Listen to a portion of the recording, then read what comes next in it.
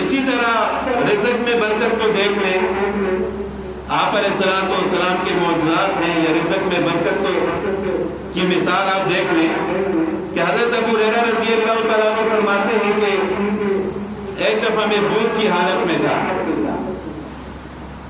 عشاء کی نماز کے بعد راستے میں بیٹھ گیا کہ شاید مجھے کوئی دیکھے بھوک کی حالت میں، مجھے اپنے ساتھ گھر لے جائے، کچھ کھلائے پلائے۔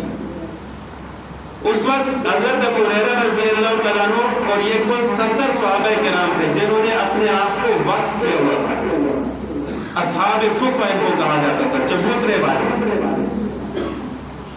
انہوں نے اپنے آپ کو وقف کیا تھا کہ ہماری زندگی صرف رسول اللہ صلی اللہ علیہ وسلم کے ارشادات سننے اور ان کے لکھنے کے لیے وقف ہے۔ کوئی کھانا لے آتا تو کھا لیتے، ورنہ بھوک سے زندگی گزارتے۔ اسی وجہ سے آج سب سے زیادہ احادیث روایت کرنے والے حضرت ابو ہریرہ رضی اللہ تعالیٰ عنہ۔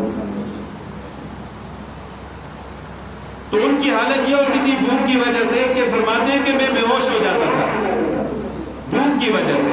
لوگ یہ سمجھتے تھے کہ اس پر مرگی کا دورہ پڑ گیا، لیکن حقیقت میں مرگی نہیں ہوتی تھی، وہ بھوک ہوتی تھی۔ بھوک کی وجہ سے میں بے ہوش ہو جاتا تھا۔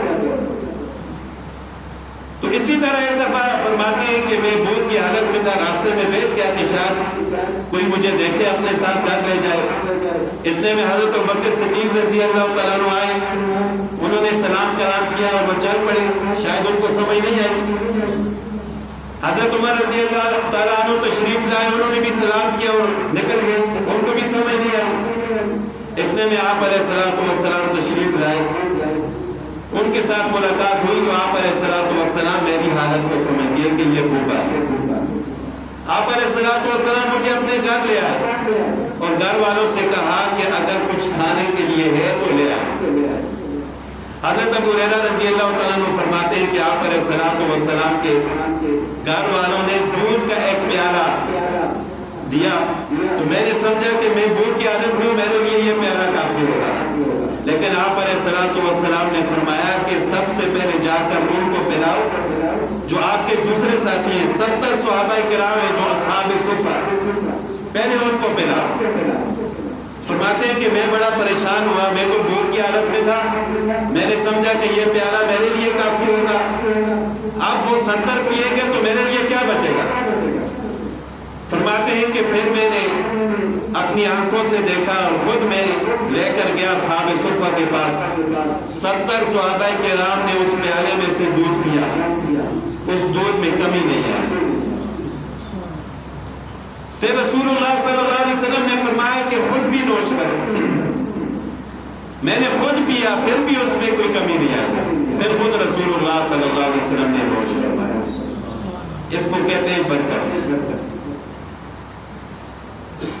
اسی طرح غزوہ خندق کے موقع پر حضرت جابر رضی اللہ تعالیٰ عنہ کی اہلیہ نے رسول اللہ صلی اللہ علیہ وسلم کے لیے بکری کا بچہ ذبح کر کے کھانا تیار کیا، سالن بنایا، اور وہ سالن اتنا ہی تھا کہ گھر والے کھا سکتے تھے اور رسول اللہ صلی اللہ علیہ وسلم کے لیے تھا۔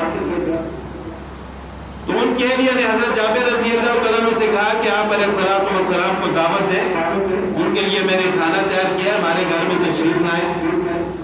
انہوں نے دعوت دی، آپ علیہ الصلوۃ والسلام نے تمام صحابہ کرام کو دعوت دے دی، جتنا بھی لشکر تھا اس غزوہ میں سب کو دعوت دے دی، آ جاؤ کھانا تیار ہے۔ اب وہ جب سارے آئے تو حضرت جابر رضی اللہ تعالیٰ عنہ کی اہلیہ نے دیکھا تو پریشان ہو گئی، کھانا تھوڑا ہے، میں نے آپ کو کہا تھا رسول اللہ صلی اللہ علیہ وسلم کو دعوت دیں، آپ نے سب کو بلا دیا۔